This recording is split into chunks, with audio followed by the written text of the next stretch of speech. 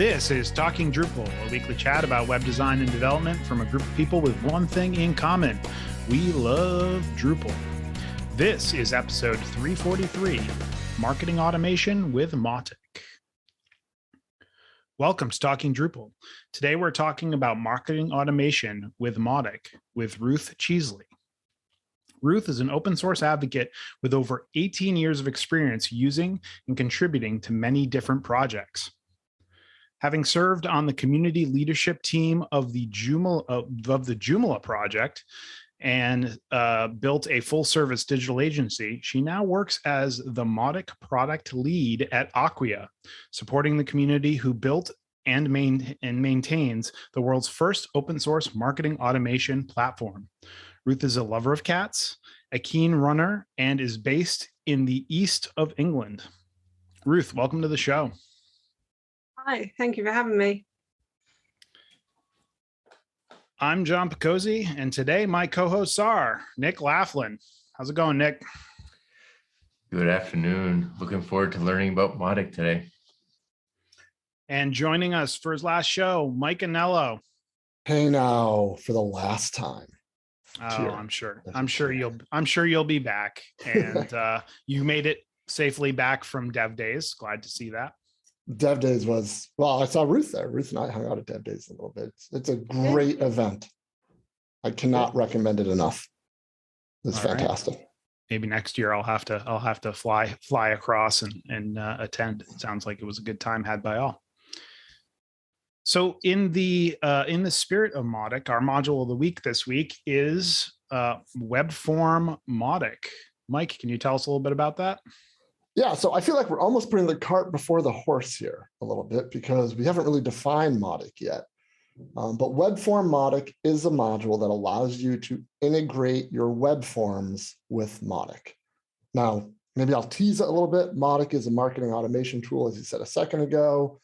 So what this module lets you do is add handler, a Mautic handler to your web forms, so that whenever a web form gets submitted, you can send that information to your Mautic platform and act on it in some way.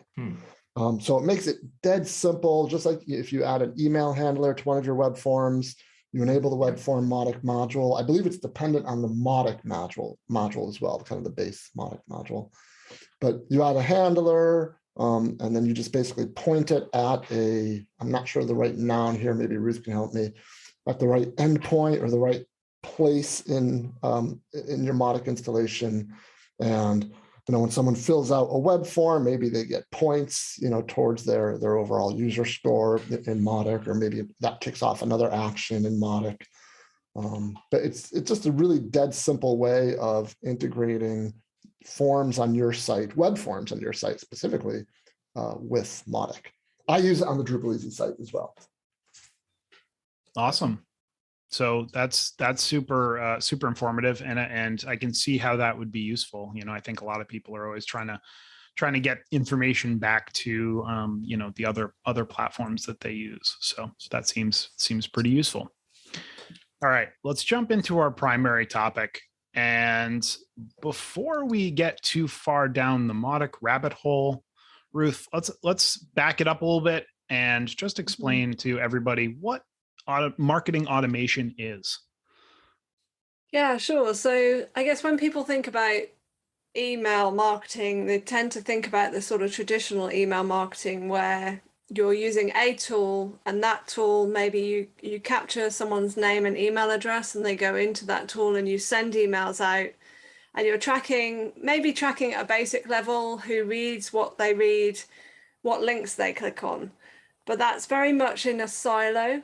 And there's not much you can do with that if you don't know what's happening outside of the silo, other than respond to whether they've opened or not opened, clicked or not clicked. And so marketing automation kind of allows you to get out of those silos, and it allows you to deal with some of the challenges of when you're communicating with really big groups of people. There's very little personalization you can do if you're just stuck in that silo, because you don't really know much about the customer. So it tends to come off as being like a a broadcast spammy email. As a user, you receive those kind of emails and think, this brand doesn't really know me. I already bought that thing 3 weeks ago. Why are they telling me that it's on offer now? That's really annoying.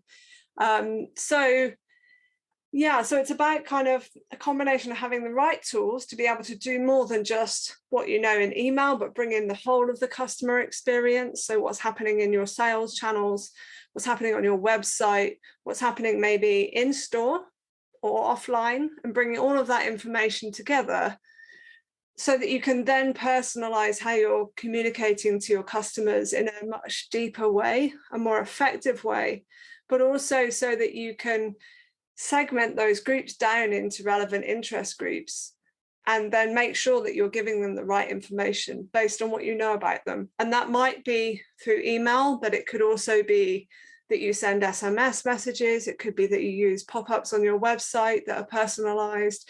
You could even change parts of your website based on what you know about the customer.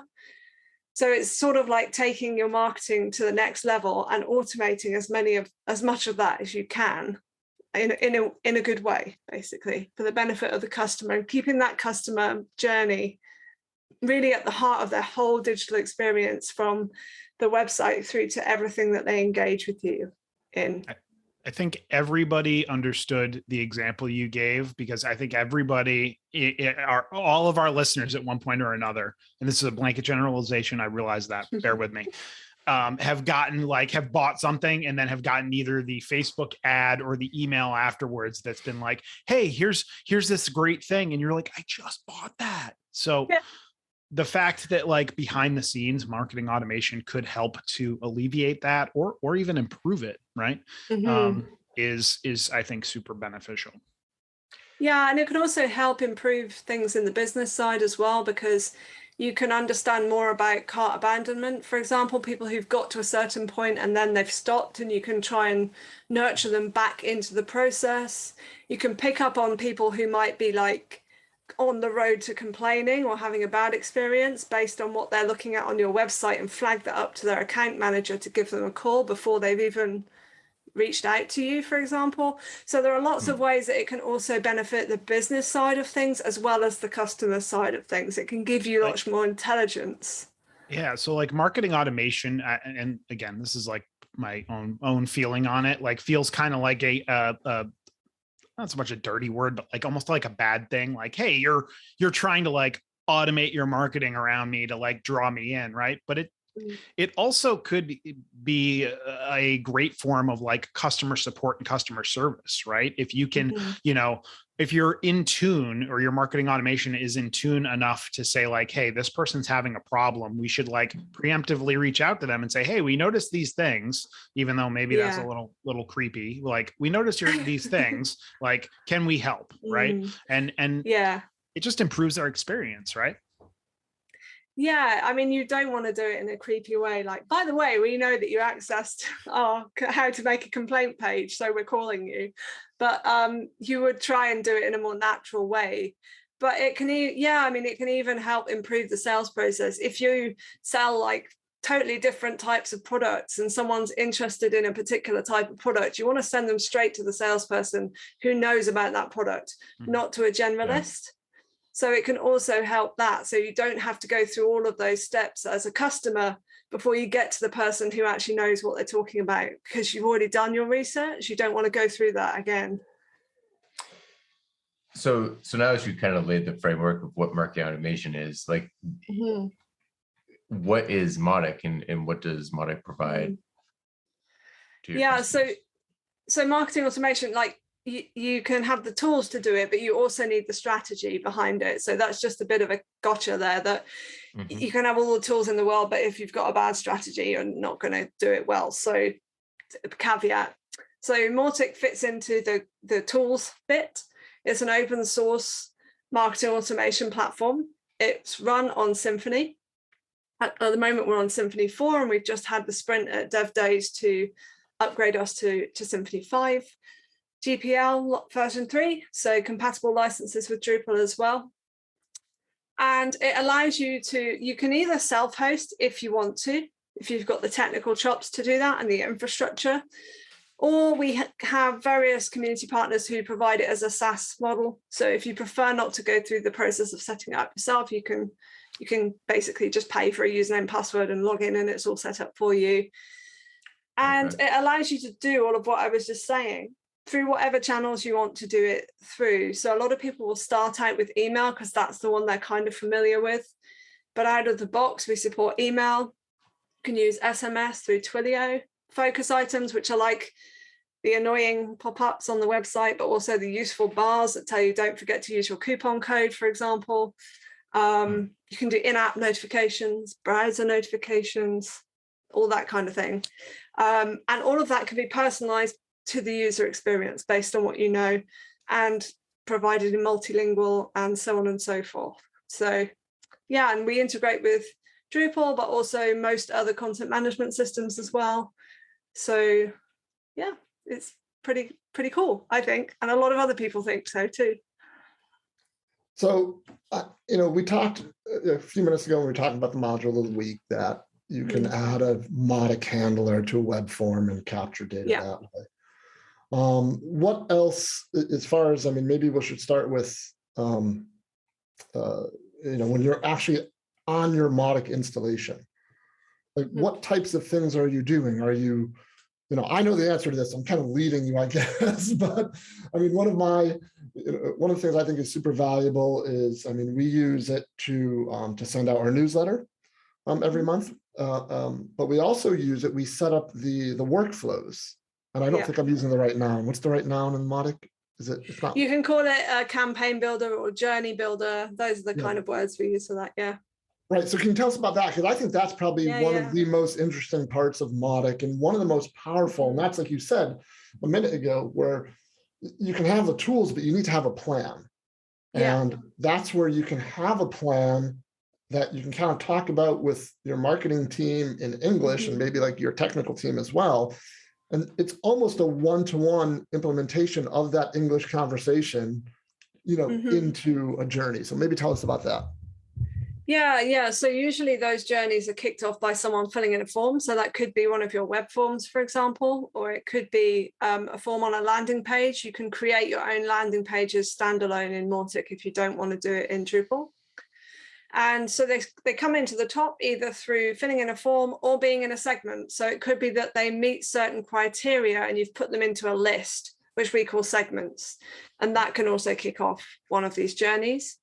And based on whatever happens there, you can set up actions, conditions, or decisions. So you could say, when they filled in the form, if they filled in the form with this value, then go this way. And if it didn't have that value, then do this thing. And you can kind of build out with a drag and drop editor, all kinds of really powerful things. So you could say, if they filled in this and they're based in the United States, send them this email. If they've filled in this and they're based in Europe, send them this email. So you can automate all of that process.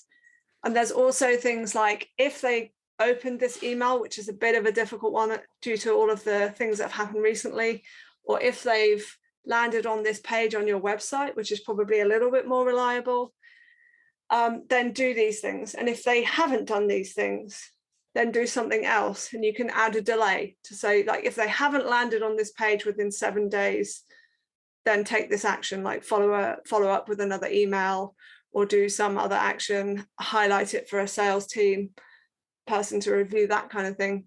And that can involve, like, say you are a hotel, for example, and you receive a booking, you could then push it into an automated system to say, send them this email to ask how they want us to contact them, if you haven't asked that before. If they want to send an email, then we send everything else by email. But if they prefer us to send it by an SMS, then we can prepare an SMS and send the information by SMS instead. And when they check in, you could automatically send them to a landing page or send them an email or a resource that tells them the top 3 restaurants in the local area, because they're probably going to want to have dinner. When they're about to check out, you can send them all the information they need to check out, for example. And then a week later, you could send them a follow-up survey to say, please leave us a review. And all of that can be automated from that campaign builder and lots more. Even like offline sending postcards to people, for example, can all be done through Mautic. One of the actions which that we use a lot is if the user performs certain actions, then we add them to a segment. Yeah. And that segment basically says, okay, well, this user, is really interested in project coaching for us, for example. And then there's a place in Mautic where we can go and we can see all the people who are in that segment of interested in project coaching, and then we can market directly to them. Yeah, so you could show them Actually, then a pop-up on the website, for example, right, to say, hey, here's some information about that thing they're interested in. Yeah, and it's once you understand the nouns and the verbs, it's actually relatively easy to set up. And like anything else, there's an initial learning curve, but it's actually not, it's easier than Drupal. So I know that's. So let me put a finer point in this. It sounds to me like one of the things that Mautic really does well is it combines a lot of separate systems into one, meaning it combines your Google Analytics with MailChimp, with something like Iterable that does like specifically checkout flows and things like that. It's just combining all those different services into one. So you're because people will still build marketing automation systems on top of those others, but rather than having to communicate with 5 different systems, it's all self-contained. Yeah, and that's right. And you can also do A/B testing of your emails. You can do A/B testing of your landing pages within Mautic. And you can integrate with other tools. We have an open REST API, so you can do your own thing with that, or you can integrate with N8N or Zapier or whatever. If you don't want to do the code option, you'd rather be low code, we've got integrations with all of those tools as well. So yeah, it is very powerful. Yeah. So you could manage all that stuff and then still use something like SendGrid or Mandrill to actually do the actual emailing, because I imagine one of the main things that self-hosted Mautic users get that don't use those is their emails get banned because there's you haven't set that up properly. We use SendGrid. Okay, awesome. That is really exciting. And I imagine because things are self-hosted, it makes it a lot easier to be HIPAA compliant or GDPR compliant, because you're now, you no longer have to, if you need to delete somebody's data, you no longer have to go through 10 different systems to purge that data. Yeah, that's true. Yeah, we have, so we do have various GDPR compliant cleanup commands that will automatically clean out your data and so forth. Wow. If you can also run campaigns, so you can have them come in and then you validate their consent, and then automatically 6 months later you revalidate and ask them to fill in the form again to give you consent, and then you just do that automatically every 6 months. And if they ask to be deleted, you can trigger external commands to delete them in your third-party sites or tools or whatever, and then delete the contact from your Mautic instance. So So I just want to circle back to one thing you kind of mentioned in passing, just because I don't want to leave our listeners hanging as well. You mentioned there that the email tracking is a little bit more difficult now due to something. Can you clarify a bit what that is? It sounds like it's a community-specific thing, so that we're not. No, it's an industry-specific thing. So anyone who has an Apple machine will know probably that it now asks you, do you want us to stop people tracking you? And effectively what that is doing is completely breaking anything that relies on knowing whether the person has opened or not opened the email. It completely skews those stats. Previously, the problem you had is that sometimes you had to say show images in order for the images to load, and then therefore the tracking pixel wouldn't load. But now they all get opened in advance by some of the mail firewalls. So it's just not reliable anymore. You have to think more strategically about not just guessing that because they've opened the email, they've opened it, because that might not be the case. It never was particularly reliable, but I think the email industry just kind of used it because it was convenient.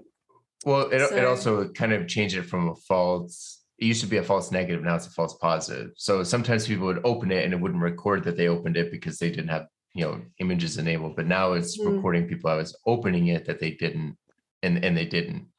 So or it's just blocking it completely. So for most of the time we just say it's probably not a reliable thing to use. You would be much better on looking at things like have they landed on a particular page or taken a particular action, which is something that they've actually electively done. Because you can always open an email by accident when the reading pane opens and you just hit archive and you don't actually read it. So from my perspective, that's not so valid. And also the consent side of things can be a little bit tricky, because if they haven't given consent for the tracking code to load on your website, the forms are like mandatory because you need that code to load the forms, but the tracking code should be behind a consent.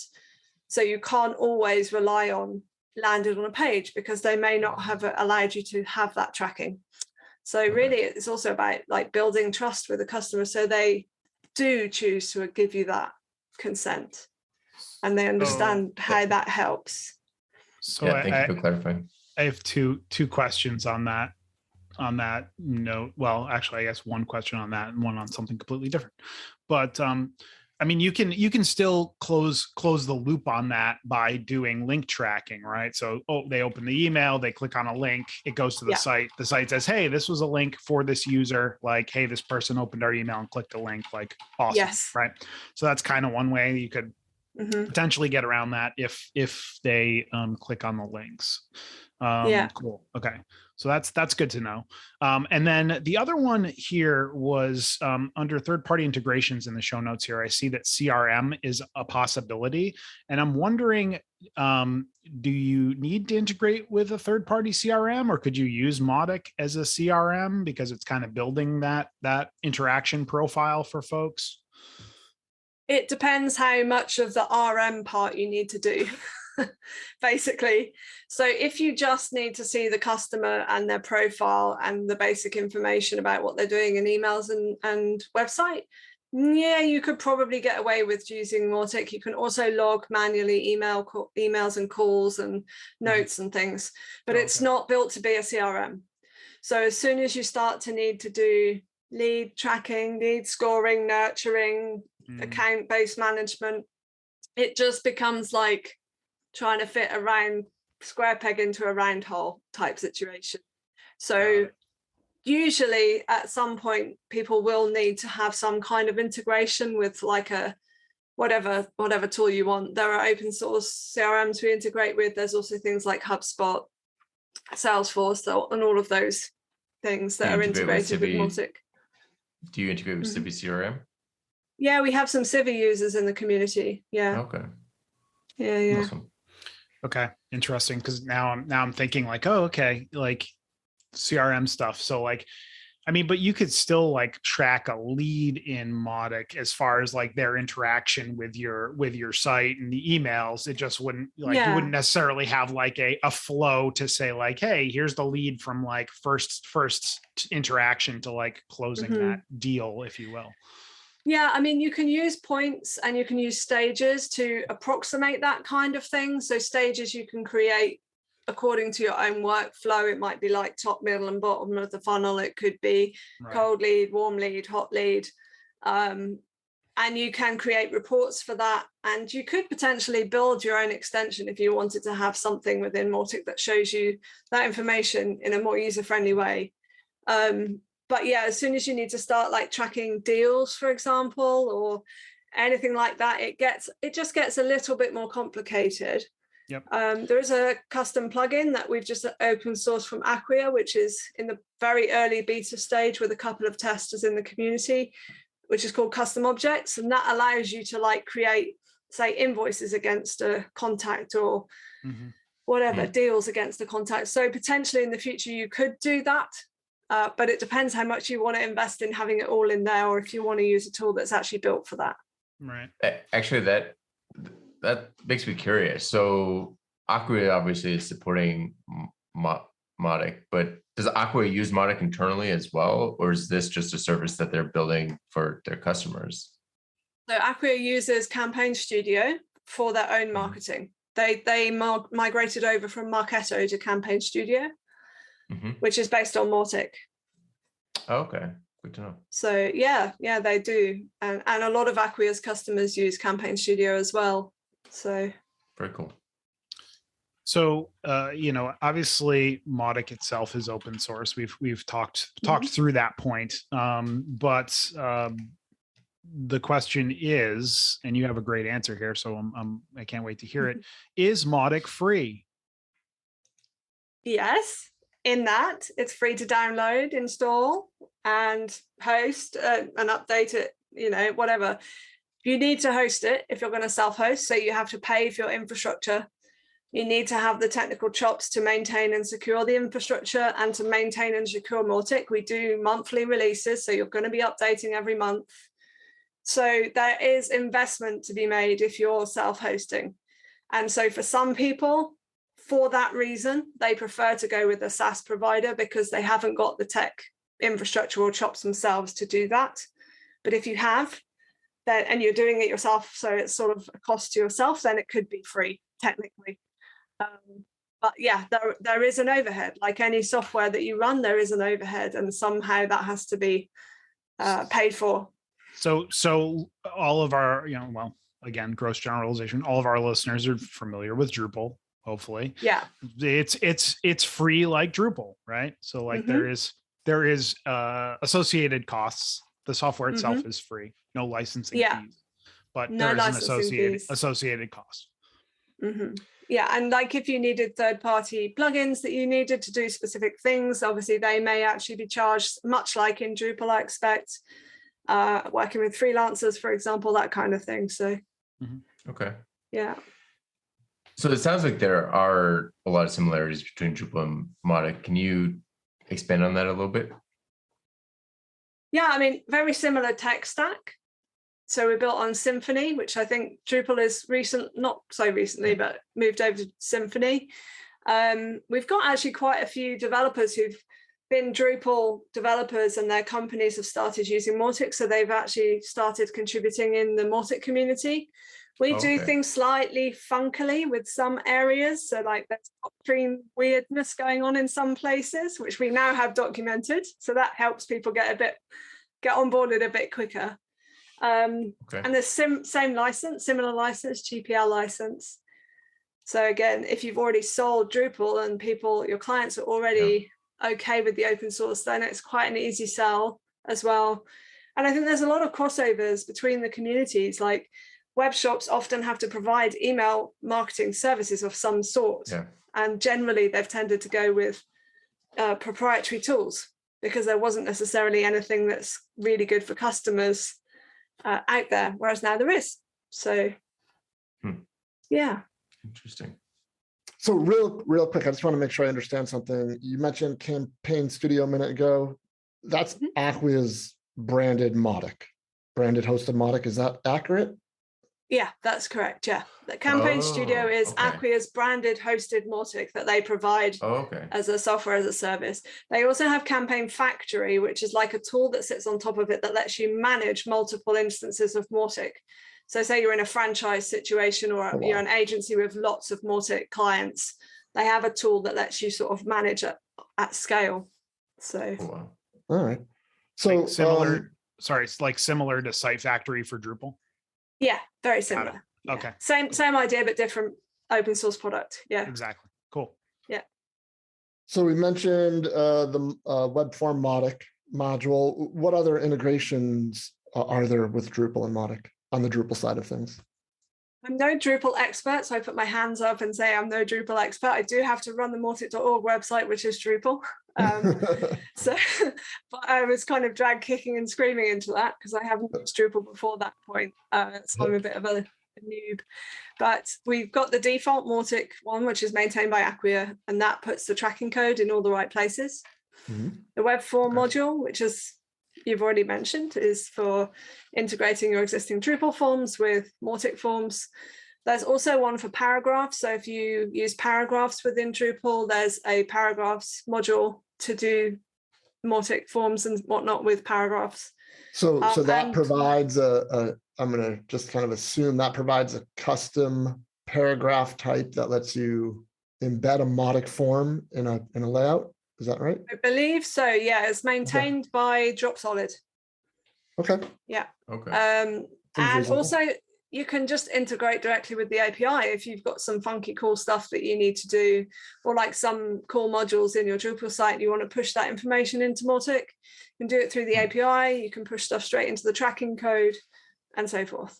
And I think there's also a whole load of other modules that you can just search for Mautic and you'll find various other ones. Do you know if like commerce is a separate module, or is that something that you have to do custom? I think there is a module in the Drupal on Drupal.org to do with commerce, but I'm not sure that it's been updated recently. Yeah, I just did my homework and actually Googled it, and yeah, you're right, there is, but it's out of date. So yeah, so a lot of people in the community use things like WooCommerce. There's a very, very good integration for WooCommerce with WordPress. So I guess there will be the ability to do a similar integration. Drupal. It's very popular in the WordPress Mautic community. So similar kind of things could easily be done for carts and tools that live within the Drupal system, I would expect as well. Any use cases for people using Mautic with Layout Builder? Mautic.org uses a layout builder. Oh, really? And we have all of our partners pages have Mautic forms on the layout builder. On the partners pages. So, but other than that, I might have to defer to Mike. Do you know of any? Yeah, I mean, you can put a web form in a block, and therefore you can put it in Layout Builder. That's one way to do it, obviously. Yeah, I don't do. I mean, I keep things very simple on the Drupal Easy site. We basically just have a bunch of forms that that submit to Mautic as well. To have a handler for Mautic.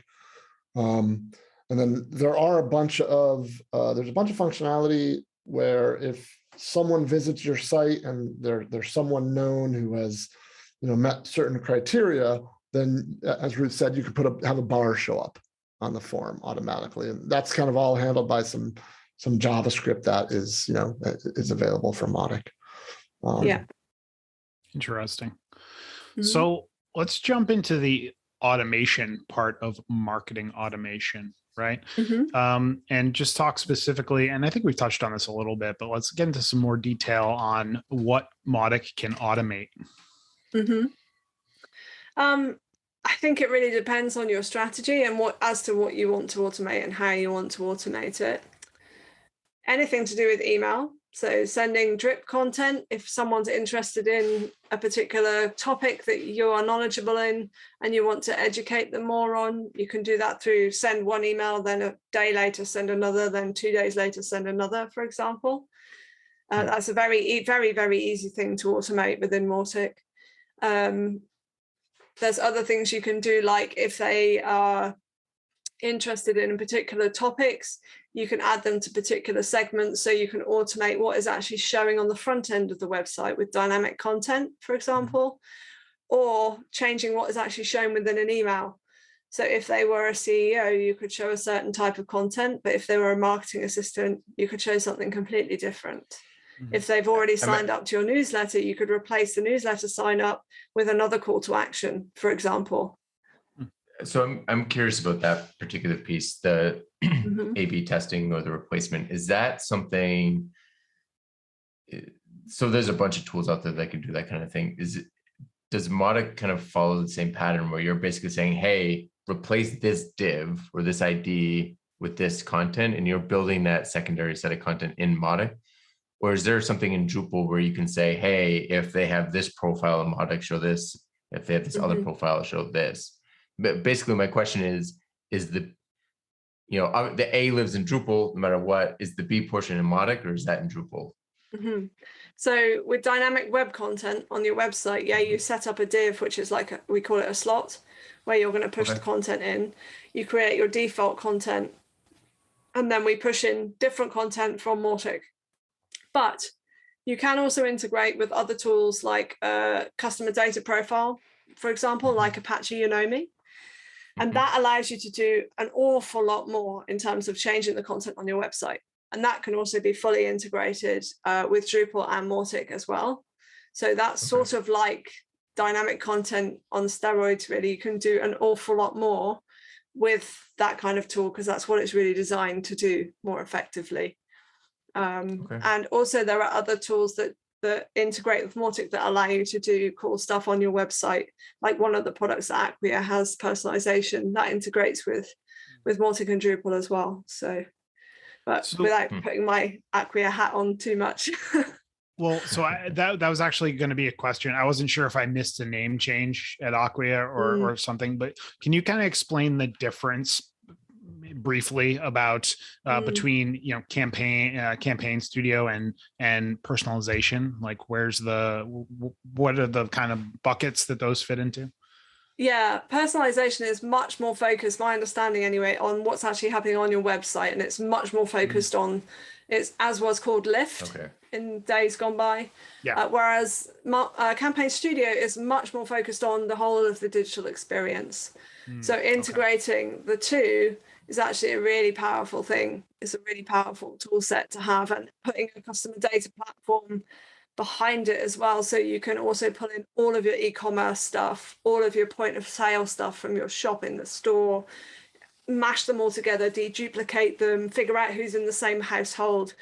You can do lots of amazing magic with that, and then push that information into the relevant place for the personalization to happen. So if you had the personalization product, you would probably use that more for the website stuff. Dynamic web content is like a very, very slimmed down version of it. So is Anomi like a graph generator for your users? Like you mentioned, finding out who's in the same household. So it's just like mapping who's who, that kind of thing, or is it? But that's what a CDP would generally tend to do. Yeah, like connecting up, using machine learning, using the rules that you set up. So it could be like matching purchases by address, for example, and assuming by address and by surname, and they're probably the same household, finding common information to find the same person in all the data sources that you bring in, and probably that's the same person. So in a very, very high level way of explaining it. It honestly, go ahead. I was going to say, we do have deduplication cron jobs that we can run in Mautic, but they're at a very, very basic level compared to the magic you can do in a CDP, for example. Yeah, it sounds like Mautic in a CDP is like the magic that you need to resolve all of your like really bad client interactions where you send 3 emails to like the same person that lives in the same house with the same offer, or like you know, as you said at the beginning of the show, send somebody a coupon for something they've already bought. Like it really makes me feel like there are processes out there to get like closer to your client and or customer and more in tune. One other question about the marketing Mautic and automation. How do you typically, and we can look at this at a high level as well, how do you advise people to kind of get started with like an automation approach? Is it like kind of writing it on paper as to like what you want to do and like what your plan is? Or is it like just kind of getting in there and like trying something small and then kind of building on it? I think it depends on how you are as a person. I tend to be one who just goes in and tries stuff and usually makes mistakes along the way. For larger businesses, it's probably more sensible to do a strategy session, whiteboard, paper, whatever works for you. But I would definitely say, like they say, Acquia, like crawl, walk, and run, and then sprint towards the end. Like definitely start with the crawl stage. And that's probably just like bringing your newsletter in and starting with that, getting everyone properly GDPR consented, because if you've not been doing that before, that's like the first thing to do. You may also want to look at actually cleaning your list when they come in. So if people chuck junk emails to you, you can make sure you're cleaning them out so that it doesn't affect your deliverability. Because if people fill it in with fake email addresses and you're still sending to them and you don't do anything about that, eventually you will start to get hammered for, deliverability problems and things like that. Start simple and iterate, figure out what's going to work. Probably the best return on investment if you're selling anything are the cart abandonment routines. And we had some really great talks at our last in-person conference, our first in-person conference in Hasselt last year, which are up on YouTube. It's a great talk about one of the biggest coffee sellers in Europe, Germany, I think it was Germany or maybe Cyprus, and how they've massively increased their sales through using Mautic. So it's well worth watching that to get some ideas and inspiration. I did exactly what Ruth is talking about here. I watched a few. I don't know if the first time I saw a Mautic presentation was by Ruth or someone else, but I sat in on a presentation and I learned a little bit about Mautic, and then I watched some other presentations online. And then literally what Ruth said, the first thing we did was we implemented our newsletter in Mautic and then slowly built things up from there. How long have you used it for? I'm the worst at answering these types of questions unless it involves like my kids. Okay, has it been 1 year, 5 years, or 10 years? No, 2 to 3 years, maybe. I think it was DrupalCon Amsterdam that we Get out of here that you that. remember that. That is not fair that people can remember things and I can't. And a little pitch, I'm doing a workshop with Nick Veenhoff about integrating Drupal and Mautic at DrupalCon in Portland. So if anyone is coming, you could drop in on that workshop, and we're going to do like a hands-on how to install Mautic and get it up and running with your first campaign. So, very cool. Yeah. So Amsterdam was what, 2019 then?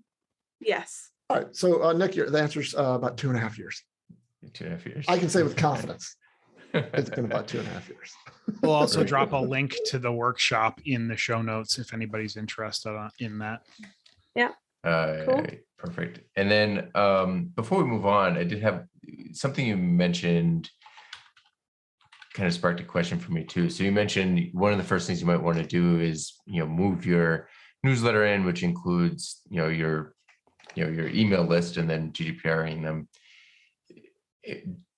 How easy is it to import users? Do you have like integrations with all like, MailChimp and Constant Contact? Is it just easy kind of just migrate them over or? Yeah, you can literally just import a list from a CSV file, for example, and you can do that in the browser, or if it's a whacking great one, you can do it via a cron. So you import it and then have a cron job run it in batches, or you can integrate with your tools, and you can, quite a lot of them like Zoho, HubSpot, Salesforce, and the like, they have bidirectional sync. So you can choose what you pull over, like just contacts and companies, whether you want it to go from one way to the other or both ways, and you map all the fields. So you would have to set up the fields before you do the import, but other than that, it's pretty simple. Well, it's relatively easy if you follow the documentation. I'm pretty excited about this. I'm getting more excited about Mautic the more we talk about it. You did mention something a little bit earlier about some privacy related features, and as a huge proponent of or advocate for privacy for individual users, I kind of am happy about some of these changes, but how does Mautic respond to kind of these industry level changes?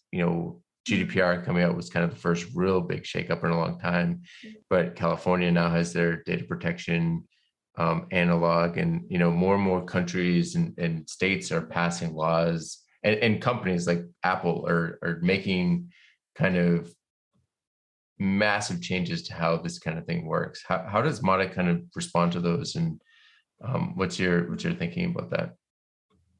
Well, a bit like when the web laws change, Drupal has to change, and you make PRs to add features and do funky things that you now need to do to appease the legal gods. We do the same. So when GDPR came in, one of the companies in the community who are based in France, who are probably a bit more strict on GDPR than other countries, they kind of got ahead and were like, we think we need to do it this way. And they provided all of the cron jobs, all of the implementation to actually clean up your contacts and make sure that you're regularly cleaning them up. A lot of GDPR compliance really comes down to you actually implementing it properly yourself. So providing people with guidance on how to do that, what the best ways are to do that for your business case. CCPA as well, we've got cron jobs that provide the deletion things that we need to do for that. We use you can use MaxMind, for example, to look up the IP, so it will get rid of all of that history if they're on that list. But yeah, we have to firstly understand what those changes are, and then find ways to how do we make it compliant? Is it a user thing, or is it a platform architectural thing we have to address? And the issue with the cookies, for example, third-party cookies with Mautic, because you can host it on a subdomain of your own domain, it's not such a problem because it's first-party data. If it's on your own domain, so. But with third-party systems that are not on your own infrastructure, not on your own domain, and you don't have control over where the data is, that's when you can get into slightly hot water. So in a way, having a tool that you can tightly manage where the data is stored, you can have it on-premise if you need to, for example, makes marketing automation possible for some industries that might not have been able to do it otherwise because they don't have that level of control. Interesting. So I think we've answered this already, so I might actually steal the next question as well. I'm going to combine the two of them. I think we've established that Mautic is customizable.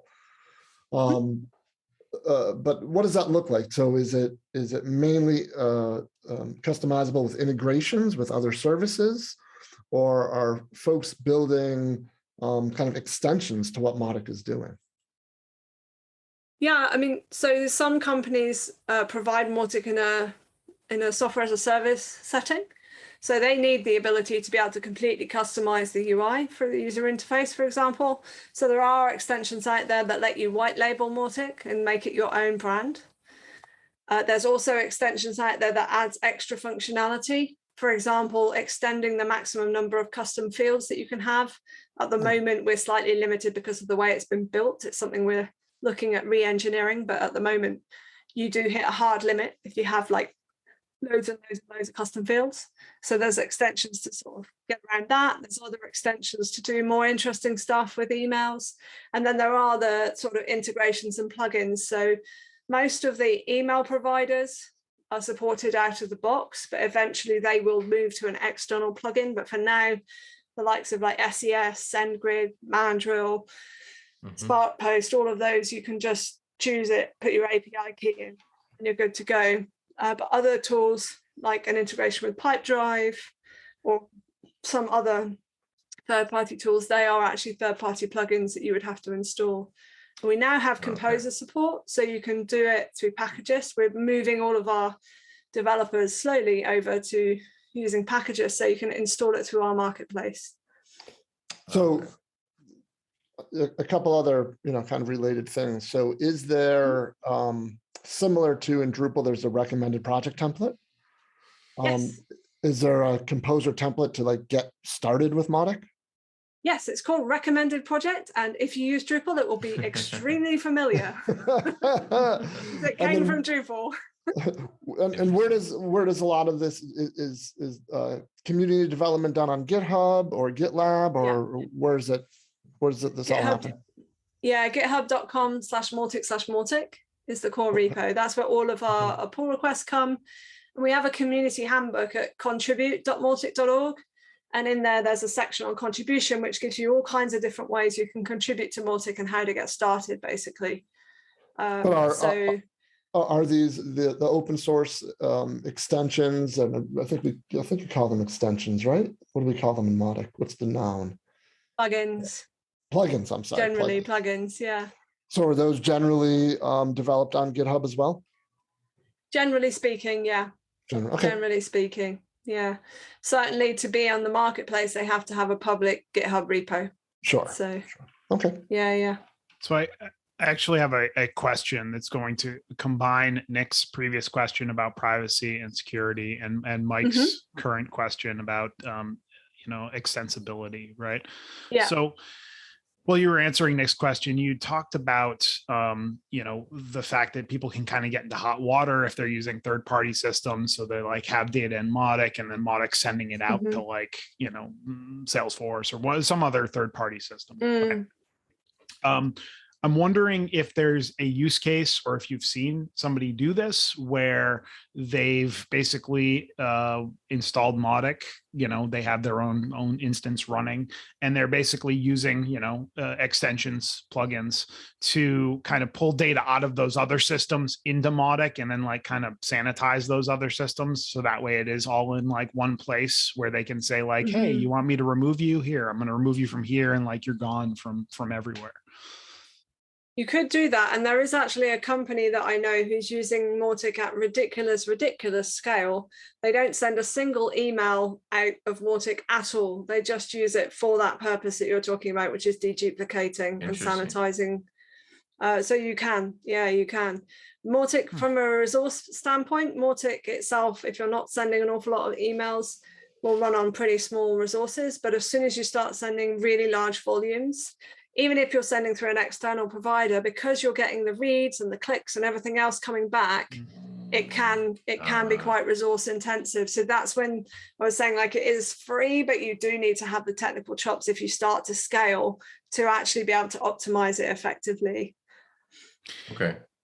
Just out of curiosity, what's the use case for not sending emails out of Mautic if you have it and you're using it as like a single source of truth for your customer information? I can't share what their use case was because that wasn't something I could share publicly, like how they're using it. But you could be not doing emails at all. It could be a completely app-based thing, but you're using Mautic to deduplicate and to manage GDPR, for example. Yeah. Okay. So can you explain the relationship between Acquia and Mautic? Because Acquia obviously has a couple of services that are built on top of Mautic, but I think the relationship goes a little bit deeper than that. Can you let our listeners know what that is?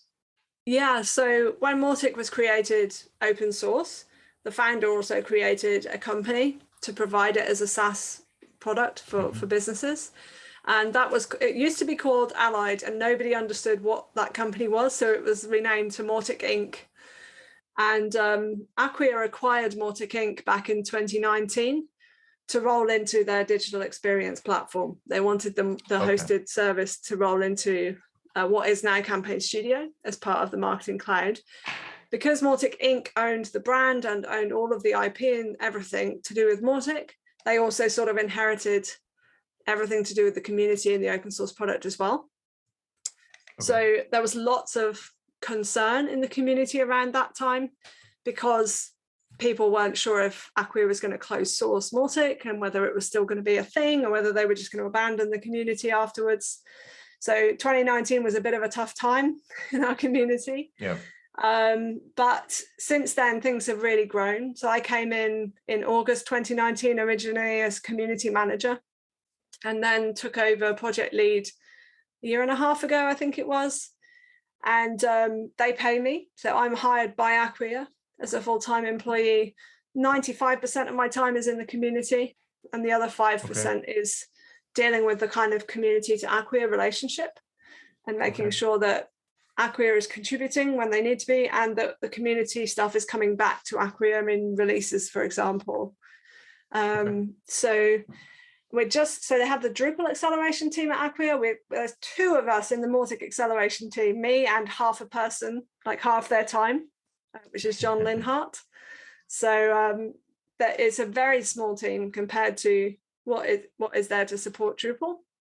But we are sort of actively trying to keep things moving and growing in the Mautic community so that everyone benefits, not only Acquia, but also all the other agencies and partners and community around Mautic benefit from that. And we have a governance model, which is basically like four people from Acquia and 4 people from the community form our community council. And then we have teams in the community, 5 teams in the community, working groups within those teams. So I'll put the link in the show notes for the actual governance model that explains it all. Are there other Mautic contributors who are paid by someone? Yeah, so not necessarily paid full time, but we do have quite a lot of companies who rely on Mautic who are increasingly enabling their staff to contribute. And we do open source Friday community sprints. So every Friday, we've got 7 agencies who have committed to making some time available for their staff on a Friday to work on community stuff. So that's it's sort of when amazing. everything gets going on a Friday. If you look at the software, it's amazing to me that there is somewhere in the neighborhood of single digit of people working on this software consistently. Yeah. It's amazing. Yeah, I had no idea until you just mentioned it. So that's fantastic. Yeah. And you had like 330 people at Drupal Dev Days. We had 6. So it does very, not very show. small. I mean, when you look at it, there's a lot there. There are corners of Mautic that I have not ventured into yet. Yeah, so that's it's incredibly impressive, if you ask me. So I have one final question before we move to close the show, and you may or may not know the answer to this, but I'm just curious. Mautic, is that some mashup of marketing automation and automatic? Yeah, marketing and automatic, I believe. Yeah. Okay. All right. Because I've been looking at it in the show notes as we've been progressing, and I've been like, what? Like, okay, I think I got it, but I just wanted to make sure. So, Ruth, thank you so much for joining us. It has been an absolute pleasure talking to you about Mautic. Thank you for inviting me. It's been great to be here. Did we mention this was my show where I got to choose the guest? Did I get credit at all yet for this? Or should I be saving this for the after show? I'm sorry. You just did. And I'll wait till the after show before I bring it up. I apologize. And that's all right. You were on the docket to be thanked next for joining us for the last 4 weeks. It has been wonderful getting your insight, Mike Anello, and hopefully you'll join us again soon. Thanks for having me. This was a blast. You guys are, doing a podcast every single week is incredibly difficult, and you guys are fantastic. I really appreciate you guys letting me hang out for a month. Thank you. No, not a problem. Yeah, thank you for joining us, both of you. For our listeners, do you have any questions or feedback? You can reach out to Talking Drupal on Twitter with the handle Talking Drupal, or by email at show@talkingdrupal.com. You can connect with our hosts and other listeners on the Drupal Slack in the Talking Drupal channel. If you are interested in show news, upcoming Drupal camps, local meetups, Chad's Book Corner, and Abby's biweekly game review, sign up for our newsletter at talkingdrupal.com/newsletter. You can promote your community event on Talking Drupal. Learn more at talkingdrupal.com/TD promo. And thank you, patrons, for supporting Talking Drupal. Your support is greatly appreciated. You can learn more about becoming a patron at talkingdrupal.com and choose Become a Patron. All right, everyone, we've made it to the end of our show. Ruth, if our listeners wanted to get in touch with you to learn more about Mautic or marketing automation, how could they go about doing that? Drop me an email on ruth.cheesley@acquia.com or ping me on Twitter @rcheesley. Awesome. Mike Anello, how about you? My username is Ultimike, most places, and I am with Drupal Easy. Cool. And people can find you at DrupalCon in a couple of weeks as well, right? Looking forward to it. Yes. Awesome. Nick Laughlin, what about you? Find me pretty much everywhere at Nixvan, NICXVAN. And I'm John Picozzi. You can find me on all the major social networks and Drupal.org at John Picozzi. And you can find out about EPAM at EPAM.com. If you've enjoyed listening, we've enjoyed talking. Thanks, everyone. Have a good one. See you next week.